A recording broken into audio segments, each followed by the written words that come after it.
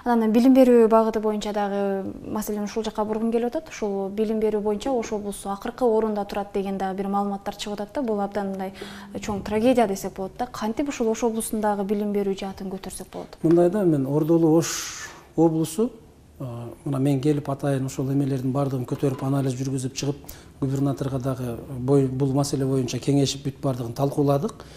9 субъект болсо, мына Кыргыз Республикасынын аймагында, ошонун ичинде биз 9-орунда турат экенбиз. 551 мектебибиз бар.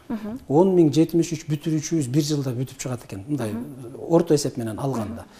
Анан ошол жерден биз эң акыркы орунда турат экенбиз. Бул өтө көйгөйлүү чоң трагедия. Биз азыр ошонун жоюунун үстүндө иш алып барып атабыз. Мынакей жакынкы эле күндөрдө райондун, ошо областтын бардык аймактарынан 100 мугалимди чакырып, ошондон 93 мугалимдер келишти. 7-өсү ар кандай себептер менен, үй бүлөлүк ба турмуштук шарттар менен келе албай калды. Областтык бизде билим берүү институту бар. Ошол билим берүү институтунун базасында окутууларды өткөрдүк. 4 күндүк окутуу жүрдү. Бүт бардыгы бекер, мугалимдер эч кандай акча төлөбөй, биз акчасын, каржысын таап ошол жерге төлөп бердик.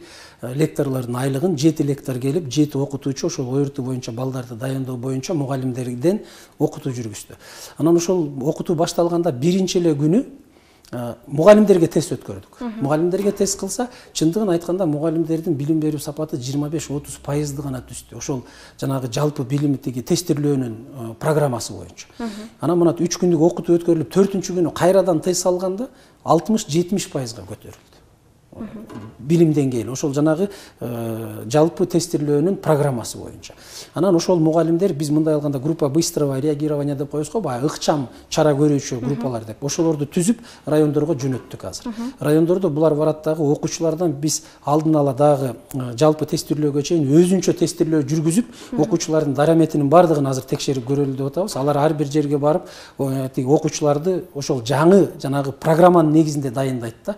Жалпы тестирлөө программасынын негизинде. А биздики болсо жалпы билим берүү менен программасынын негизинде эле дайындай берген, а жалпы тестирлөөдө экөөнүн айырмасы асман менен жердей да. Ошон үчүн жыйынтыгы начар чыгып келген.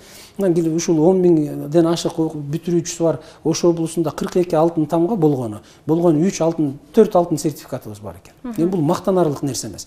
Анан мына мектептерди, рейдтерди жүргүзүп атабыз. Атайын барып, мисалы губернатор экөөбүз жыргаганыбыздан мектепти текшерип, ошол балдардын жеп аткан жана пряник коржиктерине чейин, анын граммдарына чейин ачыктап аткан жерибиз жок да. Ошол граммдардан отуруп миллиондор желип кетип аткандыгы аныкталып атат да. Анан мен бүгүн таң калган нерсем, Кыргыз Республикасынын билим берүү министрлигинде бүгүн атайын онлайн жыйын болуптур. Ошол жерде райондук билим берүү бөлүмдөрүнүн башчылары менен бардыгы жолугуп, министр ооруканада жатат экен. А киши ооруканадан кошулуптур, телефон мененби же тиги ноутбук мененби кошулуп, анан ошол жерде сөз болуптур. Эмнеге Оштун зам губернатор барып эле мектептерди текшерип атат, мектептерди түшүнтүп, мыйзамсыз барып атат, коркутуп атат. Бизде деген өкмөттүн токтому турат, тиги ковид убагы, башка маселелер деп ал жерге барганга болбойт деп. Анан мен таң калдым угуп алып. Билим берүүнүн жакшы жака өзгөрүшү, жакшы реформалардын болушу кимге керек? Биринчиден бул билим берүү министрлигине керек.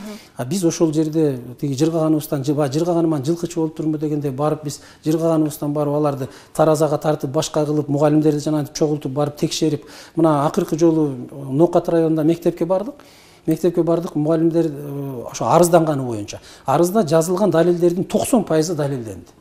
Апал үпөл эсен асандуу эле киргизип алган табел менен. А барсак чынында а киши жок, ал жерде иштеген эмес. Бирок директор ошолорго айлык жазып бардыгын алып жүрүшөт да. Мына ушуларга чейин кийлигишкенге туура келип атат. Эгерде биз Ош жергесинде өзүбүз билим деңгээлин өзүбүз күрөшпөсөк, өзүбүз кийлигишпесек, анда ким кийлигишет? Анда министрлик келип ушул маселенин бардыгын чечпейби? Бул министрликтин түздөн түз карай турган маселеси, билим берүү министрлиги. Келип ошол маселелерди чечип, ошонун үстүндө иштеш керек эле. А биз барып айла жоктон ошол маселе чечилбей, мына Ош облусу билим берүү тармагы боюнча артта калып аткандыгынан улам биз ушул иштерге барып атабыз.